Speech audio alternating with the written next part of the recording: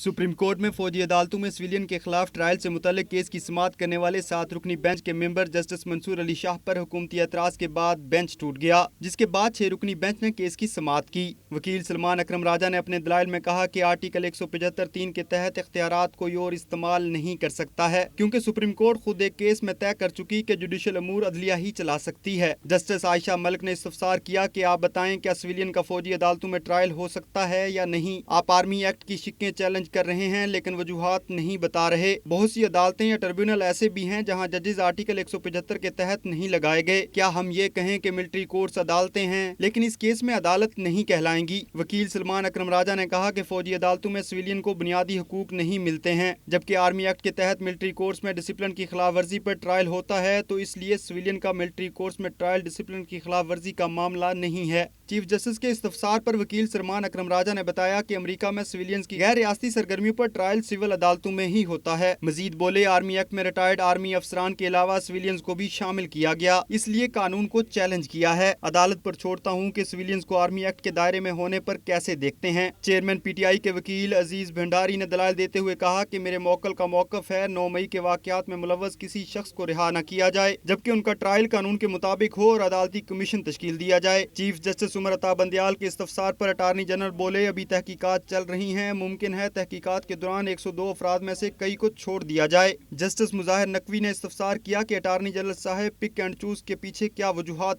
Car फरमा हैं। Attorney general ने कहा कि जिन अफराद ने ममनुआ जगह पर हमला नहीं किया उनको छोड़ दिया जाएगा। जस्टिस आयशा मलिक ने अटार्नी जनरल से इस्तफसार किया कि क्या आप ये बयान अपने मौकल की हिदायत पर दे रहे हैं या ये आपका जाती बयान है। इस पर अटार्नी जनरल का कहना था कि मैं कोई भी बात अदालत में हिदायत के बगैर नहीं करता हूँ। दौरान समाअत चीफ जस्टिस पाकिस्तान ने अटार्नी जनरल को मुखातब किया, बोले, उम्मीद है इस केस की समाअत के दौरान किसी सिविलियन का मिलिट्री ट्रायल नहीं किया जाएगा और जिन अफराद को गिरफ्तार किया गया है उनकी मुकम्मल तफसीलात फराहम की जाएंगी। अदालत उज़्मा ने वकील सलमान अकरम राजा की फौजी अदालतों में सिविलियन के ट्रायल के खिलाफ हुक्म इम्तना, जबकि पीटीआई वकील की जानब से तहकीकात के लिए अदालती जुडिशल कमीशन बनाने की इस्तदा फिलहाल मुस्तरद करते हुए केस की मजीद समाअत कल तक के लिए मुलतवी कर दी।